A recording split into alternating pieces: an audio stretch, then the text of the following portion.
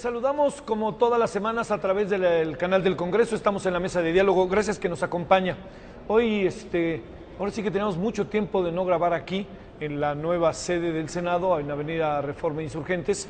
Y en buena medida se debe a que, como usted sabe, terminó el periodo ordinario y está a todo lo que da el extraordinario. Entonces, realmente los legisladores, las legisladoras, se encuentran aquí, yo diría sin exagerar, más allá de comisiones permanentes, de manera sistemática y regular. Bueno, el día de hoy tenemos un programa en donde estamos en esos temas que además platicábamos previo al inicio del programa, cómo han pasado cosas también en el mundo que nos meten en esta dinámica de la discriminación. Hoy vamos a hablar del trabajo doméstico, pero previamente vamos a entrar en estos terrenos de qué tanto hemos avanzado en leyes, qué tanto estamos viendo algunos asuntos que tienen que ver directamente con el tema de la discriminación. Bueno, hoy están aquí en su casa, sí dije bien, ¿verdad? En su casa, en el Senado, la senadora María del Pilar Ortega Martínez del Partido de Acción Nacional. Muchas gracias, senadora, ¿cómo estás? Muy bien, gracias, Pilar. Muchas gracias. Gracias, es un gusto. También con nosotros la senadora Diva Adamira Gastelum Bajo, ella es senadora de allá del norte por el Partido Revolucionario Institucional. ¿Cómo estás, Diva? Bien, Javier, muchas gracias. Gracias que estás con nosotros. Y de nuevo es un gusto, Angélica, que estemos juntos aquí en el programa. Angélica de la Peña Gómez, senadora por el PRD. Muchas gracias, Angélica. Gracias. Es un gusto.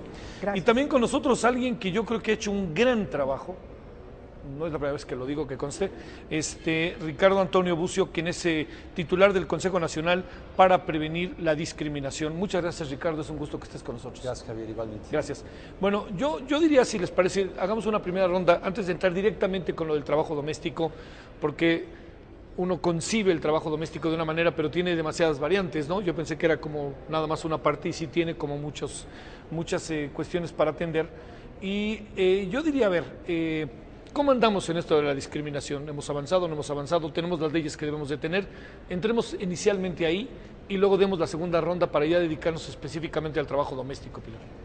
Sí, por supuesto. Bueno, yo creo que hemos avanzado, que se ha generado legislación, que se han modificado políticas públicas, inclusive para generar instancias que atiendan la discriminación. Yo creo que en los últimos 10 años ha habido un gran avance en materia legislativa y en materia de política pública, pero por supuesto que no es suficiente, todavía tenemos mucho camino por andar y en el tema mujeres todavía seguimos cargando con un gran atraso, sobre todo en materia cultural, en materia también institucional.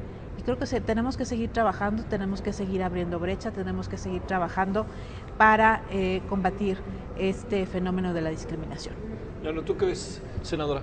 Bueno, coincido con la senadora, hoy tenemos un marco jurídico no tan acabado, no tan como lo ameritan el tema en México, pero creo que además de eso estamos pasando por un periodo de sensibilización de los que toman decisiones. El sector público hoy es más sensible, las noticias nos dicen que algo está pasando, el cambio de algunas conductas hablan de que nos ha servido de alguna manera esta tarea que han hecho las instituciones, que hace el Parlamento, que entre todos estamos construyendo para poder tener igualdad de oportunidades, para poder transitar sin esta discriminación, que es como una enfermedad contagiosa. El tema del racismo, de la misoginia, todos estos temas que lo vemos día a día. Hoy hay más sensibilidad, la sociedad no lo permite, denuncia, está muy, muy pendiente. El avance no solamente es marco jurídico, sino una sociedad que creo está cambiando culturalmente en el tema. ¿Y cómo la ves, senadora Angélica?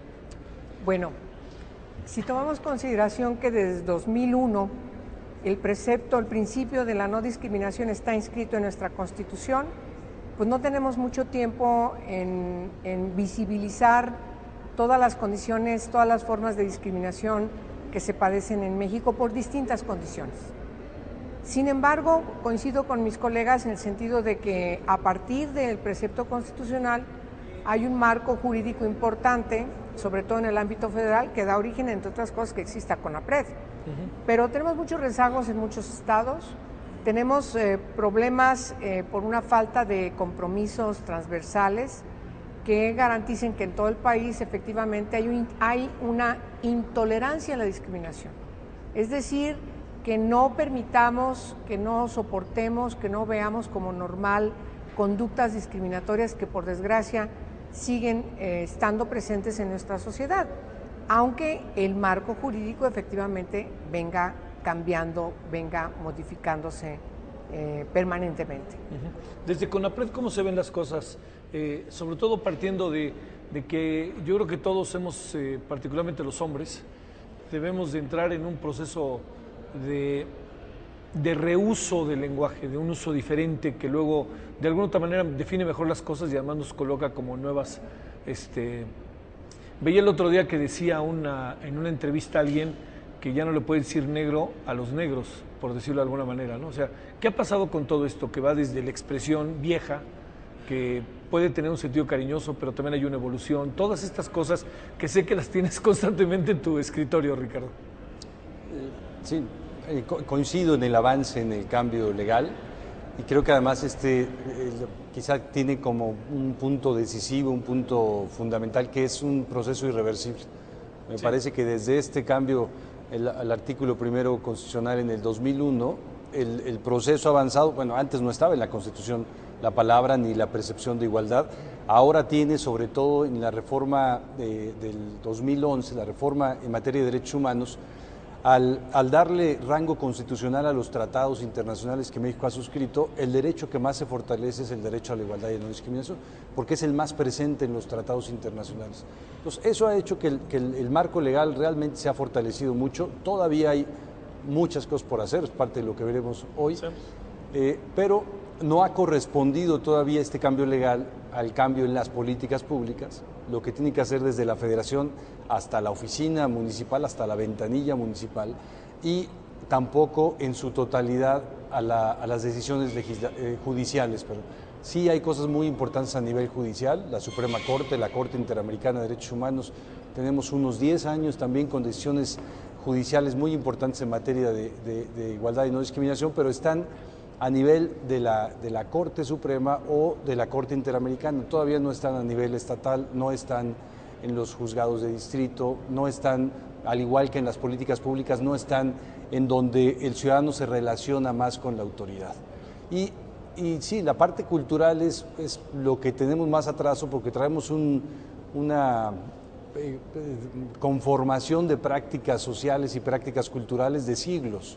Estos 10 años de legislación no cambian la manera de actuar, de reproducirse, de organizarse, de mirarse, de relacionarse de un país que lleva siglos teniendo prácticas discriminatorias, ¿no? Y que tiene, por ejemplo, una normalización todavía en el hecho de que si tú eres indígena puedas tener 94% de posibilidad de ser pobre y si no lo eres, no.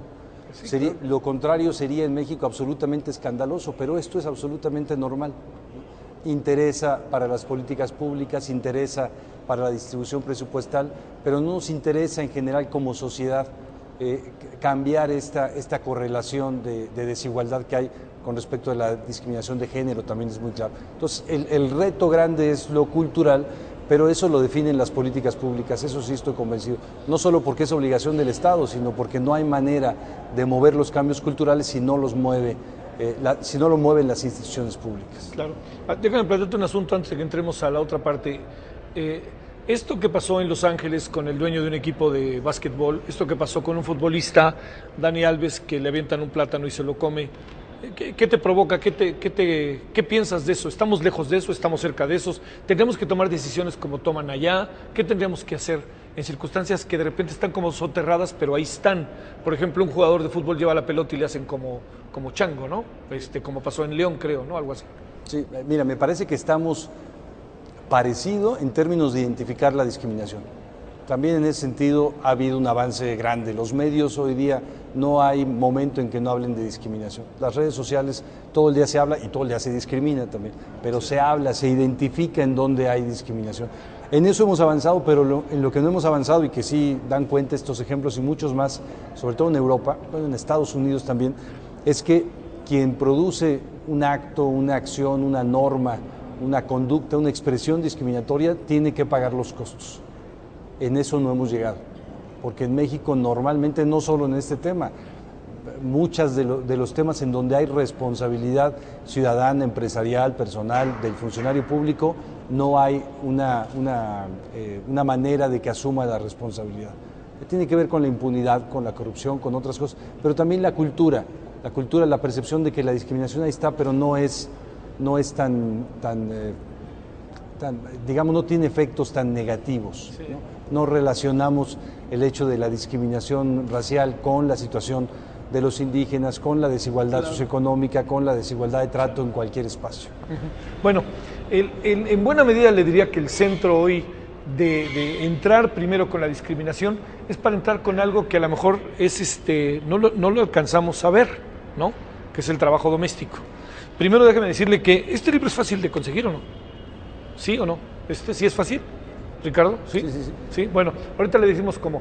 Este es un ensayo que se llama Trabajo del Hogar y tiene que ver con el tema de legislar, de colección Legislar sin discriminación, que es y yo creo que vale la pena que le echemos un ojito porque además ha sido un referente importante. A ver, ¿qué es el trabajo doméstico? Que esa es quizás una de las primeras cosas. ¿Se puede definir fácilmente el trabajo doméstico o no, Pilar? Bueno, yo creo que desde ahí empezamos con los problemas, ¿no? Sí, claro. Creo que este libro nos viene a ayudar a clarificar muchos aspectos del trabajo doméstico. Y justamente porque el mismo texto, cuando haces un análisis de él, te señala el trabajo doméstico remunerado, el trabajo doméstico no remunerado. Claro. Es decir, el trabajo que se realiza en el hogar, y se excluye al trabajo no remunerado en términos de regulación para tener una adecuada reglamentación de acuerdo a sus prestaciones laborales.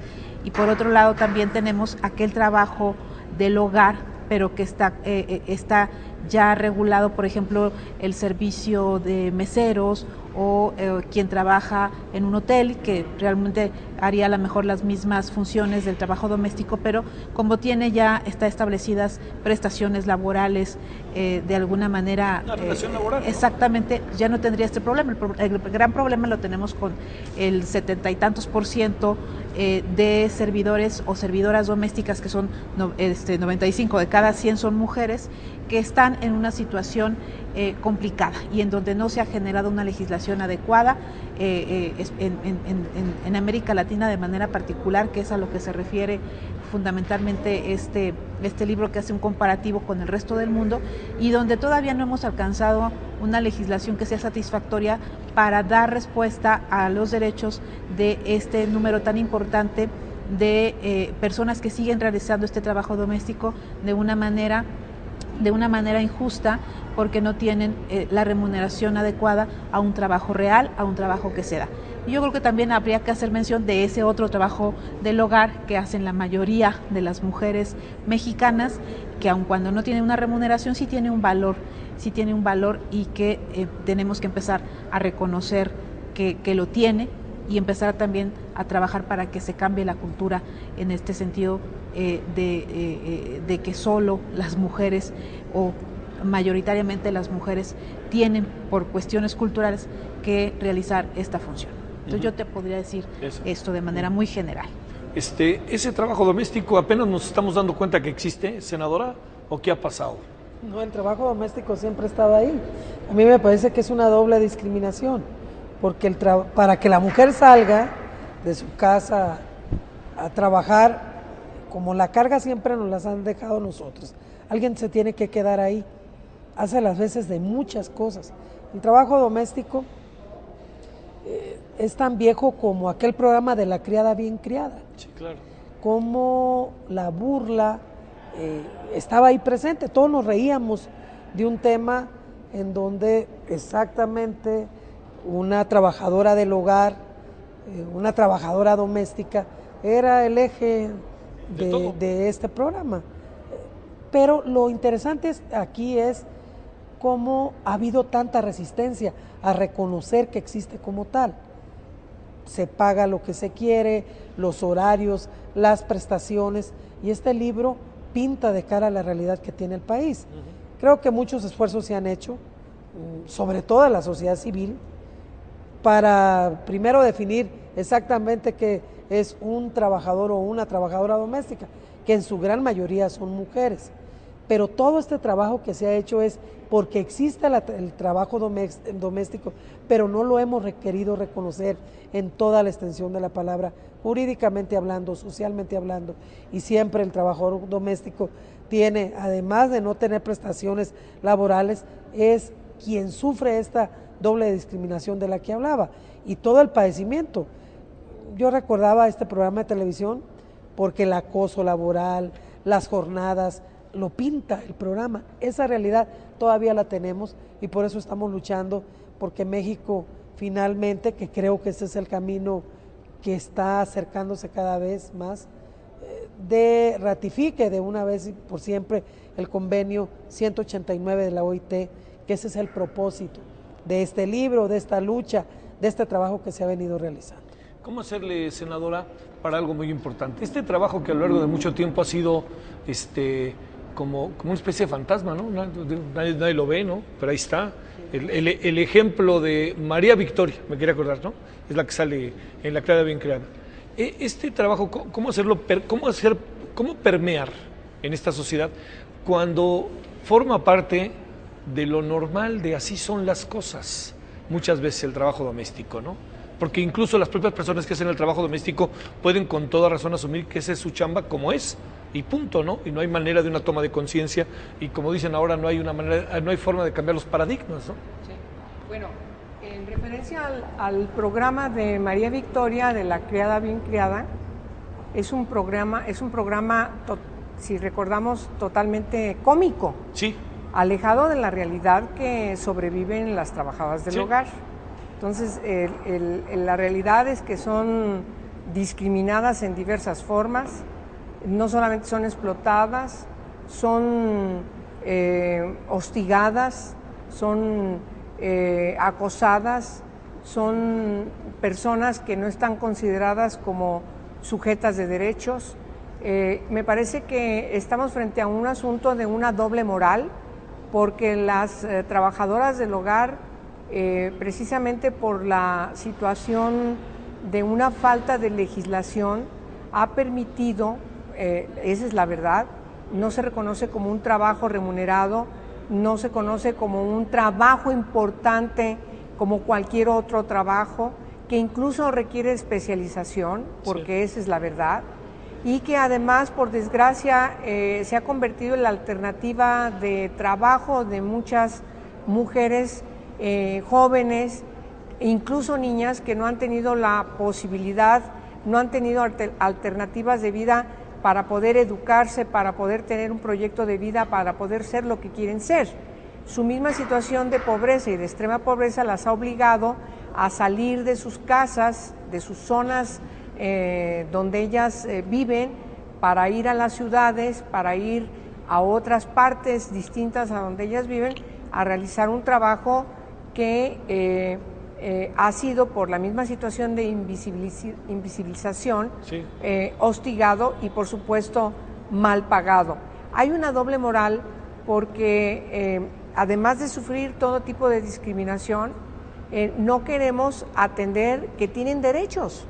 Entonces, seguimos discriminándolas con conceptos, preceptos peyorativos, ¿sí? Lo peor de la sociedad, ya no puedo decir, pero sirvientas, gatas, chachas, muchachas, es decir, lo peor. Y por lo tanto me parece que sí tenemos que insistir que además del problema jurídico, también tenemos un problema de tipo cultural, porque hacemos como que no pasa nada frente a una realidad que estamos permitiendo pase todos los días. Si nosotros llegamos a un lugar y preguntamos quién ve por los derechos de las personas que trabajan en su hogar, vamos a ver un doble discurso.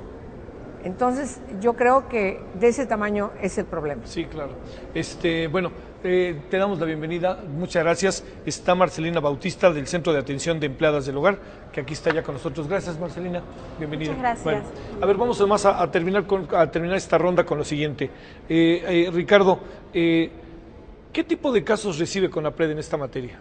¿Recibe casos? ¿Hay ya elementos que tú tengas en la mano que incluso ayuden a un proceso de legislación más preciso? ¿Qué alcanzas a ver ahí? Sí, recibimos casos que dan cuenta sobre todo de la falta de reconocimiento de derechos laborales y creo con mucha evidencia de clasismo. Ahorita comentaré alguno. Y nada más añadiendo a lo que mencionaba la senadora Gastelum, yo creo que hay una doble, pero más bien hay una discriminación múltiple, porque hay un tema de discriminación en la percepción del trabajo. Este trabajo como tal se minusvalora frente a otros trabajos, oficios, profesiones. Hay una discriminación de género muy clara, ¿no? Porque la discriminación de género también, como mencionaba la senadora Pilar, está relacionada con la minusvaloración del trabajo doméstico, no solo del trabajo doméstico remunerado, y ese lo realizan siempre las mujeres. Hay una discriminación racial. La mayoría, al menos más del 50% de las mujeres que realizan este trabajo tienen origen indígena o son indígenas en el país y evidentemente han sido víctimas de este tipo de desigualdad desventajosa en términos del trato en el hogar, no solo ahora, también en la época de la servidumbre, de la encomienda, de la esclavitud, y también hay una discriminación de clase, una discriminación, un clasismo muy evidente. No somos iguales, ¿no? Hay unos más iguales que otros dentro del hogar y por ejemplo, la revista Nexos hizo un trabajo hace 2 años muy interesante, un número dedicado especialmente a revisar los cuartos de servicio. ¿Por qué los cuartos de servicio tienen las características arquitectónicas que tienen? ¿Por qué ahí no se necesita agua caliente? Agua caliente. ¿Por qué se pueden poner arriba de la cisterna? ¿Por qué necesitan menos iluminación? Una serie de características en donde lo que se requiere es dar cuenta de la diferencia de la persona que hace el trabajo doméstico y de los propietarios de la vivienda. Te cuento un caso que va en ese sentido. Inconsciente, ¿verdad? Sí, a veces también muy inconsciente. Creo que hay una cuestión de doble moral, pero también hay una cuestión de mucha normalización. Mucha normalización. Sí. Y un caso, por ejemplo, consciente, nos llega una queja de una propietaria en un departamento en Polanco, donde los condóminos cambian el reglamento de condóminos para impedir que una trabajadora del hogar y todos los empleados domésticos del edificio laven su ropa en las mismas lavadoras, porque es un concepto de edificio que tiene ahora lavandería común y es para las personas que habitan ahí, pero ahí también habitan las trabajadoras del hogar. Entonces cuando cuando lavan su ropa ahí son descubiertas de alguna forma y cambian el reglamento para impedir eso, para impedir que usen el elevador, que entren por la misma puerta, ¿no? Cuestiones que tú podrías decir son percepciones absolutamente equívocas y estas se juntan con la parte de discriminación laboral, porque son personas que no tienen contrato, que no tienen prestaciones de ley, que no tienen un pago de liquidación adecuado, que no tienen un salario justo, en donde todas las decisiones laborales las toma discrecionalmente, las tomamos los empleadores. Son condiciones laborales que tú como trabajador jamás aceptarías, ¿no? Si te dicen un trabajo en donde nunca vas a tener seguro social, no vas a ganar nunca más, no tienes escalafón, no tienes posibilidad de jubilación, de pensión. No hay ventanas en tu cuarto. No hay ventanas en tu cuarto. Y además, incluso aunque tú tengas que vivir aquí para poder estar a las 7 de la mañana trabajando, vamos a asumir que el espacio donde habitas es parte de tu sueldo. Como si a los marinos les cobraras la noche de barco. No, es parte de su trabajo. La gente en el ejército está acuartelada y es parte de su trabajo. Y hay muchas en donde tienes que pernoctar o tienes que comer ahí y no son parte de su salario. La ley todavía dice, la Ley Federal del Trabajo todavía dice que una parte del trabajo se puede dar en especie, vía el lugar para pernoctar y vía los alimentos, hasta el 50% de tu salario. Fíjate. Bueno, Marcelina, de nuevo, gracias que te acabas de integrar con nosotros. ¿Cómo entraste a esto, ¿Qué fue lo que pasó en tu vida que entraste a esto? Bueno, yo empecé a trabajar como empleada del hogar a los 14 años. 14 años. 14 años que yo llegué a la Ciudad de México. ¿De dónde eres, perdón? De Oaxaca. Y bueno, durante muchos años trabajé en ello, 22 años.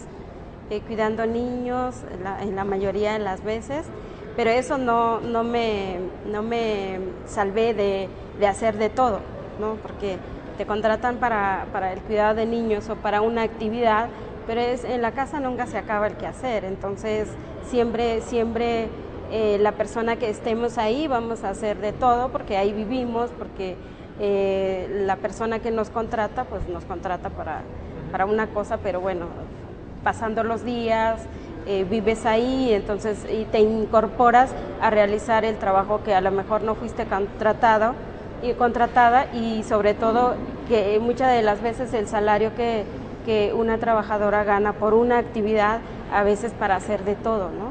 Entonces, y bueno, con el tiempo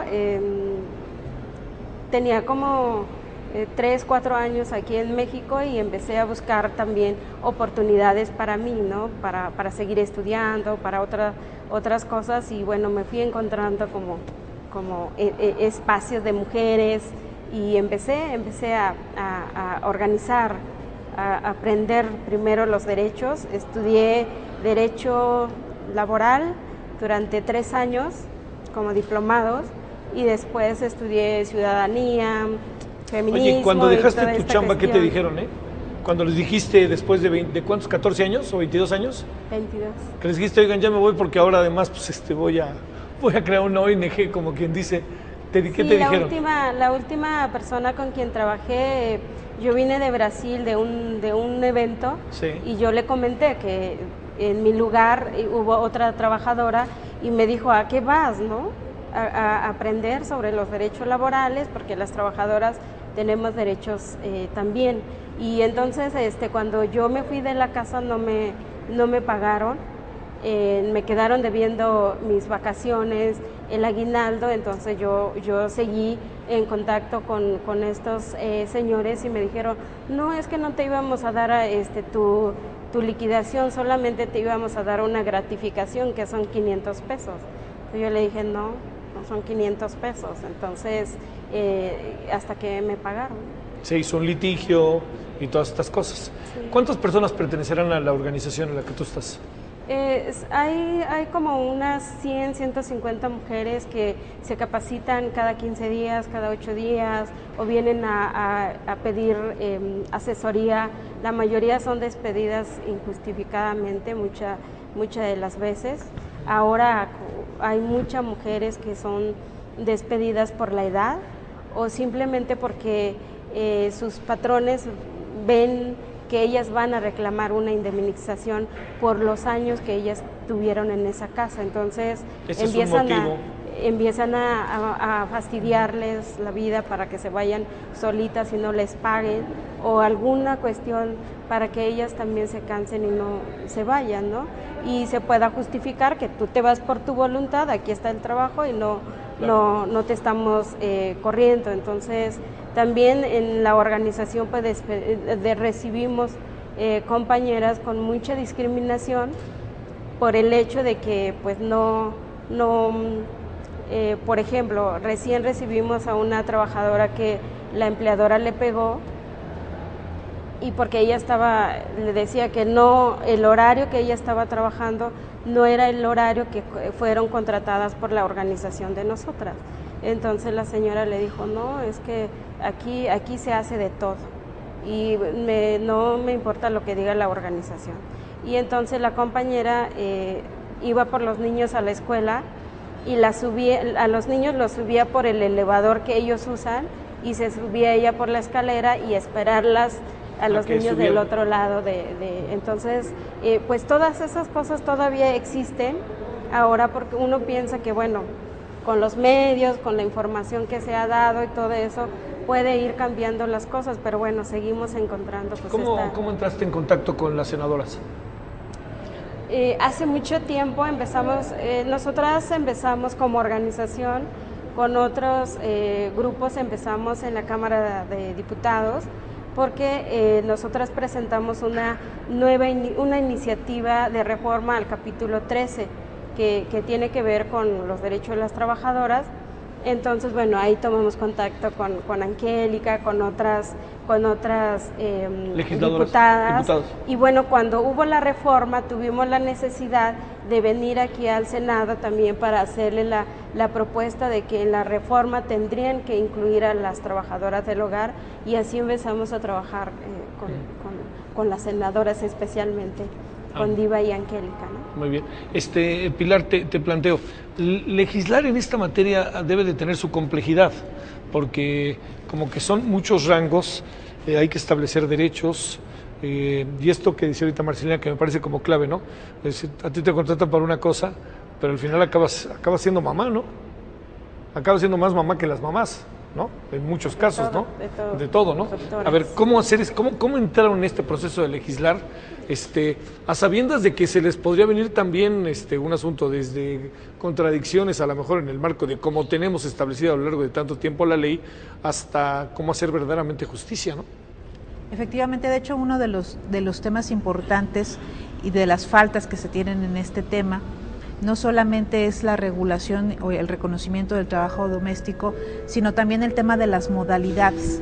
Y eso yo creo que es parte del reto que nosotros tenemos que establecer para generar una legislación que sí cubra con esos requisitos. Yo al inicio de mi carrera profesional como abogada hice carrera en las juntas de conciliación y arbitraje, y recuerdo el número tan grande de demandas que teníamos de trabajadores domésticos, pero yo creo que haciendo un porcentaje de resoluciones de laudos emitidos, pues la mayoría los perdían, justamente por esta falta de regulación, porque la mayoría de los patrones y al momento de contestar la demanda negaban la relación laboral, y no había manera de certificar, y ese problema sigue dándose. Entonces creo que sí tenemos que hacer una revisión muy puntual de todas estas cosas, porque aún con la reforma reciente en materia del trabajo, aunque se dieron algunos pasos muy genéricos, pues no se ha logrado todavía construir una legislación adecuada. Creo que ahí sí tenemos que hacer un marco muy especial, y en ese sentido todavía creo que tenemos que hacer un esfuerzo mayor. Creo que ahí, inclusive mis compañeras no me dejarán mentir, la mayoría de las iniciativas que se han presentado a lo largo de los años en materia de trabajo doméstico las hemos impulsado las mujeres, porque sabemos que ese es un tema que está ahí, pero la mayoría de los dictámenes los han venido ignorando. No ha sido un tema que se haya valorado en su justa dimensión. Yo creo que tenemos un gran reto. Yo creo que este libro, el trabajo que está haciendo CONAPRED y el trabajo que nosotras como legisladoras podamos hacer, tiene que ser un impulso para ya dar el paso que tenemos que dar en este sentido. Muy bien. Bueno, vamos a hacer una pausa y vamos a regresar aquí a la mesa de diálogo. Vamos y volvemos. Bueno, estamos de vuelta hoy con el trabajo doméstico, y me enseñaba aquí ahorita Marcelina esto que es su campaña. A ver, nomás pregunto, esto supongo que tiene algún sentido, pero todo el mundo decía, ¿para qué se pone, bueno sería que tuvieran guantes, ¿no? En sus casas, ¿no? Deberían. ¿No? Deberían. Las trabajadoras deberían de contar, eso es como un instrumento de trabajo que protege la salud de las trabajadoras. Muchas trabajadoras, parece mentira, pero cuando ellas planchan, están con algunas cuestiones o usan líquidos muy fuertes, ellas deberían de usarlos, y muchas no cuentan con ese instrumento. Entonces es importante para nosotras, por eso ese es el símbolo de nuestra campaña. ¿Fundamentalmente el trabajo es femenino o también se da el caso de trabajadores domésticos? Sí hay trabajadores, muy pocos, pero y la mayoría son mujeres. La mayoría son mujeres. Sí. A ver, nada más, ahorita que hicimos la pausa, ¿nos repites los números, Ricardo, que me parecen verdaderamente importantes? El número de trabajadoras que hay en el país y cómo juntan Brasil y México, decía Marcelina, el porcentaje más alto en el mundo. Sí, hay 2.3 millones de personas que hacen trabajo doméstico en los hogares, en México. 4.5 de cada 100 personas que trabajan en México son trabajadoras del hogar. Y una de cada 10 mujeres que hace un trabajo remunerado es una trabajadora del hogar, una de cada 10. Entonces es un porcentaje muy importante. Ciertamente la mayoría son mujeres, 94%, pero pero ese 6% que son hombres gana el 30% más. Los choferes, los mozos, los cuidadores, ellos ¿Choferes? ganan el 30% más, ¿no? Sí, son considerados Sí. trabajadores domésticos también. Y son además quienes porcentualmente tienen mayor aseguramiento en el Instituto Mexicano del Seguro Social. Aunque el IMSS no permite todavía, la legislación no permite el aseguramiento obligatorio para este sector muy grande de trabajadores y trabajadoras, quienes sí lo logran tener son mayoritariamente hombres. Entonces sí hay una desventaja. Te mencionaba que Brasil tiene un poco más de 8 millones de trabajadoras del hogar, y entre México y Brasil suman el 20% de todas las personas del mundo que hacen trabajo doméstico. La variable que dices es desigualdad social, incremento del trabajo Entre doméstico. más desigualdad social, porque tú puedes pagar a una persona que gana un salario mínimo y medio, si tienes recursos puedes pagar 4 o 5, si no tienes obligaciones laborales, si no tienes que indemnizarlas, si no tienes incluso que comprar el material para que hagan su trabajo adecuadamente, eso permite, ¿no? Si las personas están obligadas a trabajar por una cuestión de una condición socioeconómica muy baja. Entonces eso permite realmente la reproducción numérica de este sector laboral, y por eso es tan importante la formalización, el cambio legal, que se establezca como un trabajo y que se haga un poco lo que se hizo en Brasil. Brasil ya hubo una reforma constitucional, y es muy importante decir, la presidenta de Brasil y el Congreso de Brasil denominaron a esta reforma la segunda abolición de la esclavitud. Fíjate. Por todos los cambios que supone, culturales, formales, de organización, políticos incluso. Es un gran dato. A ver, Diva, senadora, es una realidad brutal, ¿no? Esta que tenemos, digo, sabíamos, yo insisto que era un secreto ahí guardado, que todos lo veíamos, todos sabíamos de él, pero cuando ahora empieza a manifestarse y a verse, y empezamos a sacar leyes y empezamos a ver esta realidad, los números, 2.3 millones. Y resulta que en el mundo, entre Brasil y nosotros, tenemos ¿qué? El 20%. Bueno, es una realidad que todavía no se ha dicho toda la realidad. No se ha dicho toda la realidad, claro. Lo decía Angélica La Peña y yo lo retomo. ¿Cuántos secretos hay en el trabajo doméstico? Lo que estamos luchando ahorita es por un reconocimiento de la parte laboral. Creo que la reforma, la ratificación del convenio, una reforma a la Ley Federal del Trabajo, a la Ley del Seguro Social, a la del Infonavit, bueno, pasa por muchas leyes, pero más allá de la parte de la regulación laboral, hay una serie de sentimientos que quizás nunca se cuentan. Vuelvo a remitirme a las novelas donde la trabajadora tiene que ver con el patrón o con el hijo del adinerado y demás. Esos silencios, quién sabe si se logren platicar, contar en lo que estamos buscando. Sí. Sin embargo, creo que tenemos una gran oportunidad de poner a México en el lugar que corresponde. En este momento yo debo reconocer con la PRED, la Comisión de Derechos Humanos, la organización que representa Bautista es una organización que ha estado ahí permanentemente, luchando, poniendo en relieve una problemática que todos conocemos porque la vivimos. Si salimos de la casa es que alguien se quedó ahí, casi siempre, casi siempre. Entonces, esta oportunidad que tenemos, la Cámara de Senadores, de casi concretar, porque yo digo casi porque hemos presentado varias, que en las que estamos aquí, puntos de acuerdo, pero hemos visto que, por ejemplo, el secretario de Gobernación hace unos días le entregó a Marcelina un premio muy importante, pero también dijo algo muy interesante. Dijo que íbamos por la ratificación del convenio 189, y eso es una noticia que se debe poner en negritas y subrayado. Ojalá que eso así sea, porque entonces desembocaría en todo. ¿Pero por qué no podría ser? No, yo lo creo que sí puede ser, sí, pero hay que ordenar. Ahorita decías tú, le hacías una pregunta a Pili, ¿por qué no? Porque a veces lo que cuesta dinero en apariencia, la seguridad social, tiene un precio, hay que pagarlo. El tema de la vivienda, hay que pagarlo. El gobierno mexicano está llamado a ponerse al frente de esta causa, de esta lucha, que ya tiene muchos años y que ya debe desembocar en un reconocimiento, al menos en esta parte, de la parte laboral, ya debe darse. Que ya lo anunciaron, sí. ¿no? A ver, ¿cómo ves esto? Porque eso seguramente va a generar, tarde que temprano, decisiones que tengan que tomar el gobierno federal. ¿No? Y más si se vuelve un mandato del legislativo, ¿no? Sí. El problema está ahora, para que no nos envíen el convenio 189 de la OIT para su aprobación, en que el Instituto Mexicano del Seguro Social, me parece, está magnificando el problema porque piensa que estos 2 millones de personas que hoy no cuentan con el seguro y que a partir de que se apruebe el convenio 189 que impacte a la legislación, entonces el Seguro Social va a sufrir un hecatombe. Me parece que en las distintas reuniones que hemos tenido en Cancillería nos dice y nos consta, nosotros no tenemos ningún problema. A la hora de que hablamos con la Secretaría del Trabajo y Previsión Social, nosotros no tenemos ningún problema. El Congreso no tenemos ningún problema para modificar la legislación. Está la pelota en el Instituto Mexicano del Seguro Social. Sí. Y por supuesto, nos parece muy importante y relevante lo que está haciendo Brasil. Es un ejemplo a seguir.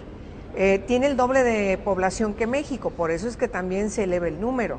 México y Brasil pues son de los países más poblados, bueno, lo comparo con Estados Unidos o peor con China o con la India, pero son países muy poblados. Pero, por ejemplo, lo que está haciendo Uruguay es un ejemplo realmente importantísimo. Ese es el cauce que hay que seguir. Me parece que ese es el mejor ejemplo de cómo gradualmente se va trabajando en la reforma de la ley, pero también se va trabajando en la parte cultural. Yo insisto en la parte cultural porque ese es el meollo del asunto. No importa solamente que reformemos la ley, que digamos es una obligación que quien contrata una o un trabajador del hogar tiene que inscribirlo en el Seguro Social, tiene que tener Infonavit, tiene que tener un contrato donde se especifique qué es lo que va a hacer, cuántas horas va a trabajar, es decir, todas estas características, sino la voluntad de quien contrata, de asumir la responsabilidad de que efectivamente cuando contrata a un trabajador o a una trabajadora del hogar, tiene que poner sobre el papel en la mesa de la negociación qué es lo que va a hacer y a qué se comprometen ambas partes, pero tienen que estar inscritas. Por desgracia siempre está en demérito quienes debemos comprometernos con la trabajadora para que sea reconocida como tal. Lo que realiza es un trabajo que tiene que ser remunerado, que tiene que ser reconocido y por lo tanto tiene que tener sustento en el base de reconocimiento de derechos. Eso es lo que está detrás. Entonces, me parece muy importante también visibilizar que los tiene muy bien identificados en sus datos CONAPRED del trabajo doméstico infantil. Es otro asunto invisibilizado.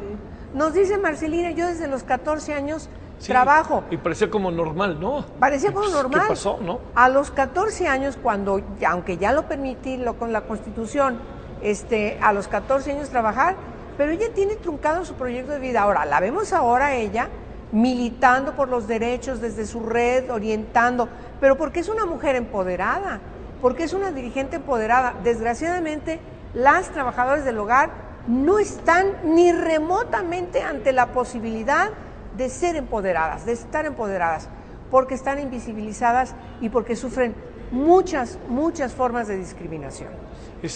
Como que pusiste cara como de duda cuando salió lo del 189, Ricardo. Sí. Eso ¿cómo lo ves? Porque supongo yo que es el siguiente paso, ¿no? Sí, es que no creo que el problema solamente sea recibir el convenio y después ratificarlo. Yo hay una cosa que he visto en los años que llevo en este tema, en el tema en general de discriminación de derechos humanos, que en ningún tema he encontrado tanta resistencia como con formalizar derechos a trabajadores del hogar. Ningún tema, ni derechos de la diversidad sexual, Oye, ¿de dónde ni vienen las adopción reticencias? gay. Mira, voy a ponerte nada más un ejemplo numérico.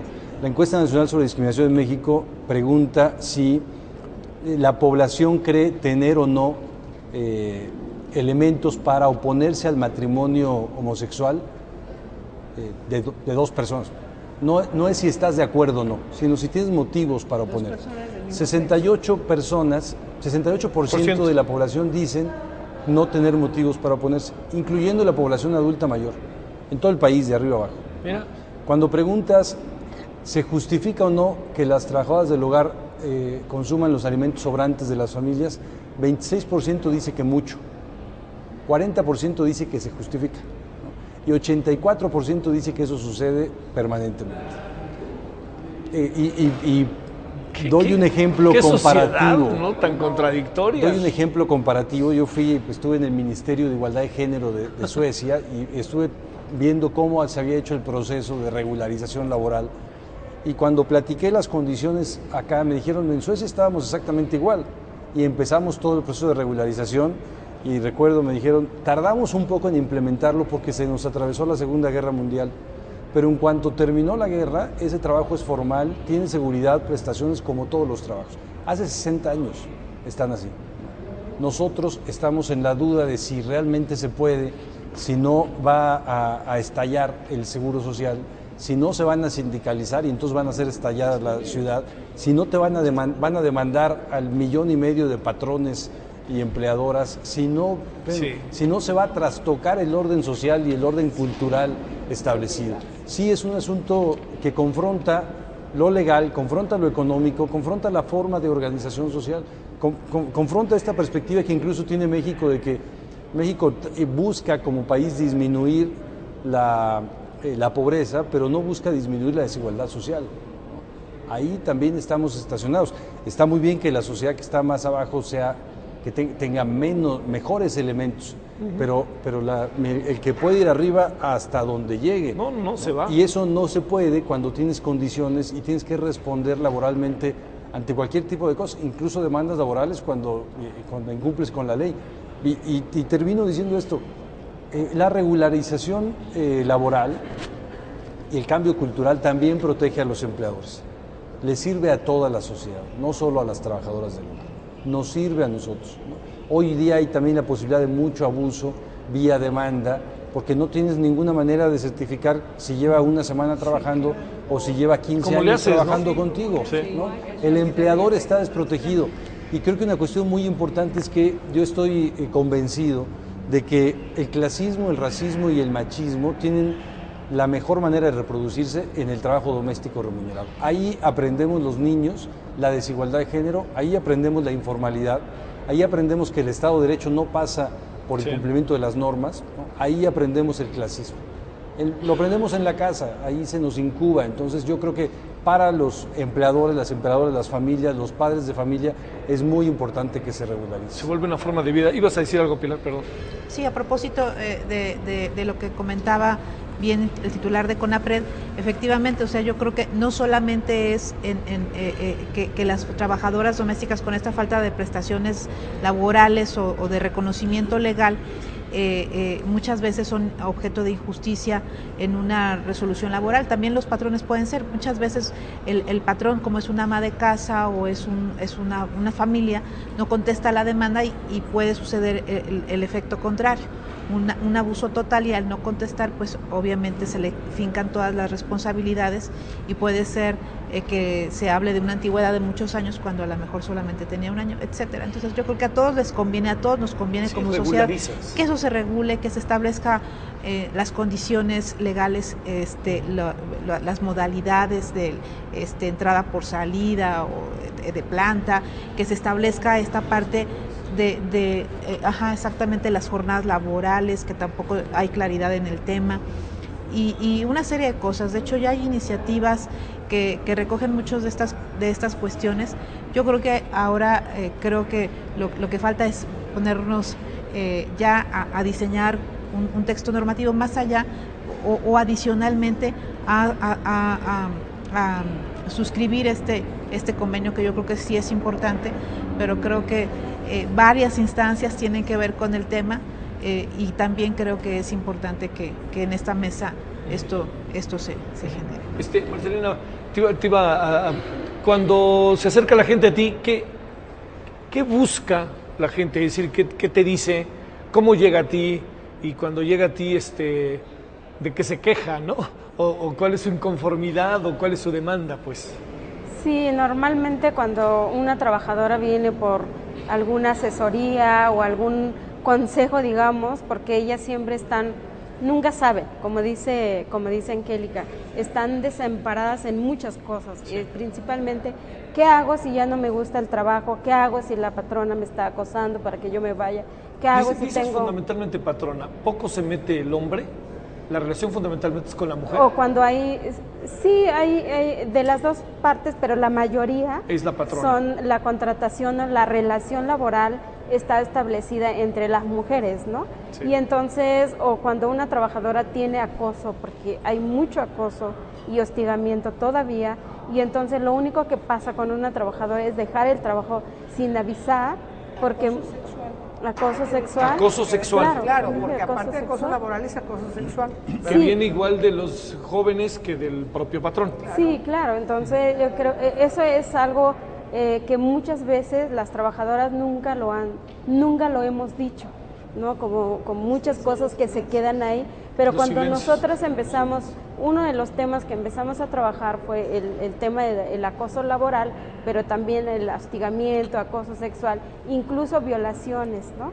Y entonces el 90% o el 100% de las compañeras que estuvieron en esa reunión fueron acosadas sexualmente, y entonces ellas no dicen nada porque si acusan, y quien sale a favor, pues obviamente su empleadora no va a salir a su favor. Entonces la única opción es cambiarse de trabajo. Entonces nosotras hemos tenido que trabajar para que haya una queja o al menos denuncia para que no viva eso la otra persona que va a venir a trabajar ahí. Entonces nosotras hemos trabajado en ese sentido. Cuando empezamos a trabajar también dijimos, tenemos que capacitarnos para que podamos establecer una relación laboral por medio de un contrato, ¿no? Porque si no, vamos a estar en esta idea de que ¿cuánto quieres ganar? Pues lo que usted pague, ¿no? Sí. Y llego en una casa donde ya no me gusta las 3 semanas o a la primera semana porque es un infinito de trabajo y lo que me pagan pues no me gusta porque considero que por ese trabajo debo ganar más. Y entonces hay mucho descontento en las trabajadoras, pero no lo dicen por miedo, por desconocimiento, se quedan ahí mucho tiempo o se van sin avisar, y entonces empieza como esa manera de decir me tratan mal, o la misma señora se va y también que la hemos tratado, en otra casa no te van a tratar igual, sí, claro, si aquí eres casi sí. de la familia, entonces intimidan a una y de repente uno dice, pues no sé cómo voy a estar en otra casa, mejor me quedo aquí, y entonces vivo ese hostigamiento, ese maltrato y todo el asunto del el horario tan fuerte que muchas veces las trabajadoras trabajan. Las que asesoramos ahora es hostigamiento sexual, hostigamiento laboral, despido injustificado o simplemente maltrato verbal, golpes incluso. Falta de respeto. Mucha falta de respeto que muchas de las veces... Violencia verbal, pues, ¿no? Algo que decía Angélica, o sea, uno tiene que también, para atender a esas compañeras, tiene uno que estar empoderada. Porque, sí. Por ejemplo, si alguien viene a llorar con uno, tiene que hacerla de psicóloga, porque si no, yo, por ejemplo, haber trabajado en una casa, me pongo en el zapato de una persona que llega con hostigamiento o llegó por alguna cuestión, sí me afecta muchísimo, pero también yo no puedo sentarme a llorar con ella en lugar de sacarla adelante. Entonces, hay mucho todavía esa dolencia de muchas trabajadoras, de muchas cosas que viven todavía en las casas. A ver, vamos a cerrar, tenemos como unos 5 minutitos y vamos a dar una vuelta, si les parece, para concluir. Empezamos contigo, Marcelina. A ver, entiendo que sería muy largo, ¿no? Pero a ver, yo preguntaría, ¿lo que alcanzas a apreciar de las nuevas leyes te dejan a ti satisfecha? No. ¿Dónde estaría lo que no? Nosotras hemos hecho una reforma al capítulo 13. El capítulo 13 es un apartado que está dentro de la Ley Federal del Trabajo en trabajos especiales, lo cual también quiere decir que cuando uno está, ese capítulo dentro de trabajos especiales dice simplemente muchas otras cosas, no horario de trabajo, no descanso, no feriado, entonces estamos en desigualdad. frente a la ley. Eso es por un lado.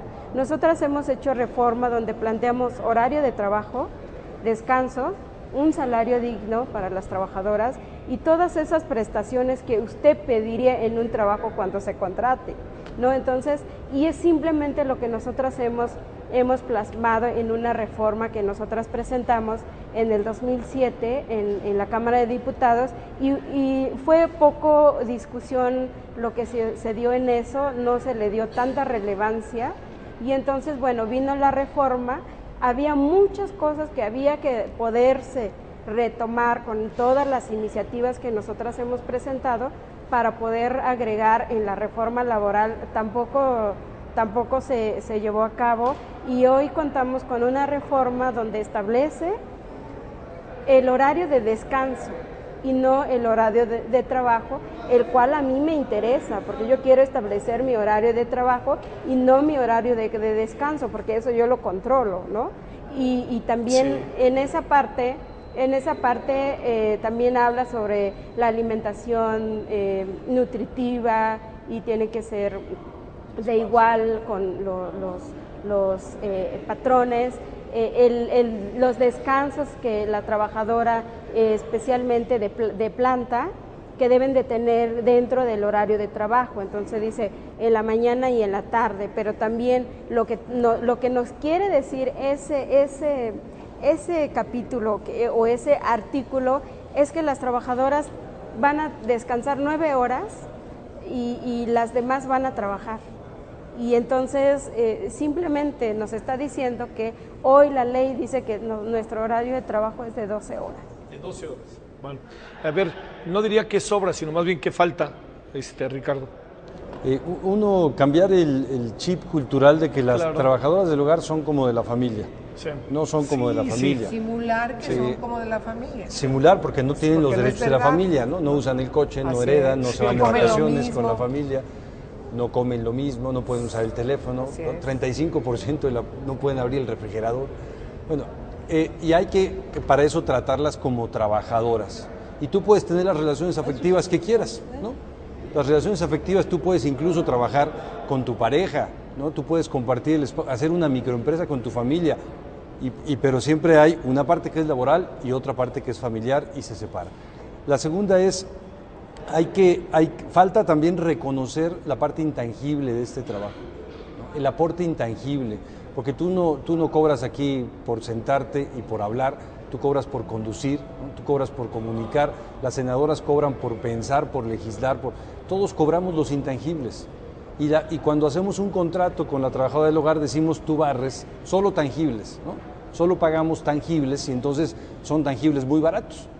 Y claro, la gran mayoría, 82, 84% gana 1.5 salarios mínimos al año, ¿no? Mensuales. ¿No? Pero de estos 2.3 millones de personas, no hay una valoración del cuidado de los adultos, del cuidado de los niños, del cuidado de tu patrimonio, del cuidado de tus bienes. Y la tercera me parece muy importante y una cuestión que no se había conseguido, y yo me felicito de ello y nos felicito, el hecho de que las legisladoras, todavía no los legisladores, creo que sí hay una diferencia, las legisladoras están asumiendo el papel de legisladoras y no de empleadoras, porque habíamos visto en varias y repetidas iniciativas de ley anteriores que a la hora que se discutían los temas no iban los legisladores, porque no son empleadores, es trabajo de mujeres, y las legisladoras iban en plan de empleadoras. Entonces escuchabas cosas como cómo vamos a legislar horario laboral y el sábado en la mañana quién va a estar ahí, ¿no? Claro, yo necesito venirme al Congreso, el domingo en la noche la necesito, ¿no? Ahí, ahora yo voy a tener... ¿no? Entonces sí hay que ponerse, no se trata de ser empático en ese sentido, se trata de asumir la responsabilidad pública que se tiene. Vamos cerrando, Angélica. Bueno, pues me parece que se ha dicho muchas cosas muy importantes, aleccionadoras. Y muy aleccionadoras, y me parece que la voz más importante de quienes estamos aquí, con respeto de mis colegas y de Ricardo y de ti, pues es Marcelina. Sí, me parece que es solamente una muestra de lo terrible que es el tema, de todos los vericuetos que tenemos que resolver, de los grandes obstaculizadores culturales, clasistas, que tenemos que desmontar para que efectivamente se reconozca que son sujetas de derechos. Yo insisto mucho en eso, son personas que tienen derechos, tienen que ser tratadas como tales, no se les trata así, y sobre todo que están haciendo un trabajo que tiene que ser remunerado, que tiene que ser establecido, que se tienen que ir acotando hasta que se desaparezcan todas las formas de discriminación. Por lo tanto, yo insisto, el ejemplo que hay que seguir, porque no se trata aquí de descubrir el hilo negro, es lo que están haciendo otros países. Aquí en América Latina, a mí me encanta lo que está haciendo Uruguay. Hay otros países que están haciendo cosas muy suaves, de veras, muy suaves, muy importantes, pero lo que está haciendo Uruguay, que al mismo tiempo que reforma la ley, al mismo tiempo que pone a las instituciones, al mismo tiempo está propagandizando la discriminación. Está, no hagas esto está mal. Son campañas que nosotras en el Senado, cuando logremos reformar la Ley Federal del Trabajo, aprobemos el convenio 189 o las demás leyes que decía Diva, tenemos que salir así como ahorita estamos propagandizando desde el canal del Congreso. Hay paridad, paridad, ojo, logramos la paridad para mujeres. También tenemos que iniciar y hacer convenios con todos los medios, con todas las instituciones, para decir, ojo, esto es discriminación, ya no puede seguir discriminando, tienen derechos, son sujetas de derechos, etcétera, etcétera, etcétera. Senadora Diva. Bueno, la pelota está en la cancha nuestra. Nosotros tenemos más que allá, que no solamente la parte legislativa, creo que hemos hecho una muy buena relación entre las secretarías, el gobierno federal y yo pertenezco al partido que en este momento gobierna, algo que creo que ya se entendió es que no vamos a desistir, que esto va y que este libro tiene sentido porque es un trabajo profesional, no es una ocurrencia, no es platicar solamente testimonios, sino tiene muchas caras, es una investigación que es como la Biblia, es una ruta de navegación para que nuestro gobierno, para que la parte legislativa, para que la sociedad civil, para generar todo lo que está haciendo falta.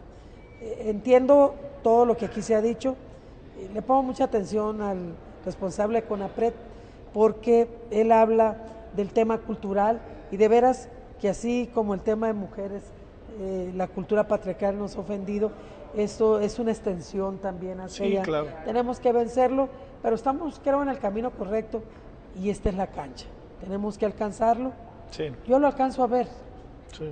Si una de las voces autorizadas del gobierno dijo que va, a mí me genera mucha confianza de que lo vamos a lograr. Sí, sí es el asunto cultural, pero la pelota inicial está en también reformar, ¿no?, las cosas que, los reglamentos, las normas, las leyes, etcétera. Terminamos, senadora Pina. Pues sí, a manera de conclusión, creo que sí fue una charla muy rica. Sí, muy grata, la Yo verdad. coincido con Angélica en que el testimonio de Marcelina es el más rico de la charla. Yo me quedaría con dos cosas. Una, en el tema de las propuestas legislativas y siguiendo este libro que efectivamente coincido con Diva, de que es la Biblia en lo que tenemos hoy en materia de trabajo legislativo, y que tenemos estos pendientes legislativos, una definición adecuada de trabajo del hogar, el derecho al trabajo y la estabilidad en el empleo, el derecho a un salario suficiente, el derecho a condiciones satisfactorias de trabajo, la seguridad social, los derechos de la infancia trabajadora, el derecho a la igualdad y no discriminación, derecho a justicia laboral y derecho también a la supervisión de la relación laboral. Yo creo que estos son pendientes claros que tenemos que abordar en la legislación.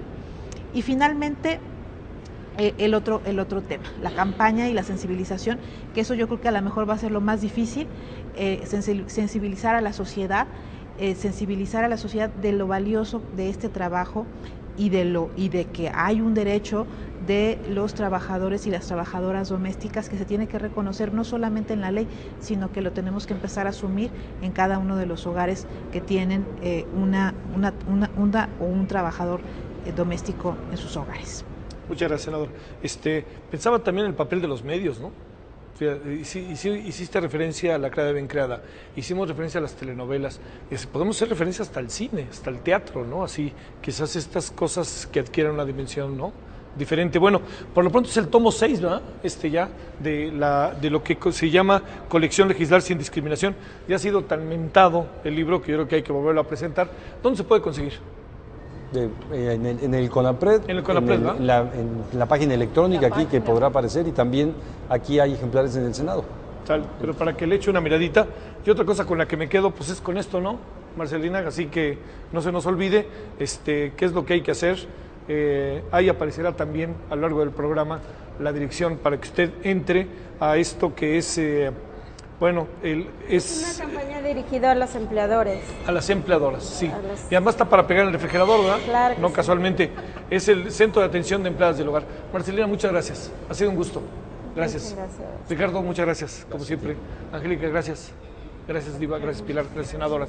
Bueno, pásela bien. Es un programa de esos aleccionadores y además con testimonios de veras, ¿no? Ya ve que luego andamos en las oposiciones. Hoy no anduvimos en las oposiciones. Pásela bien.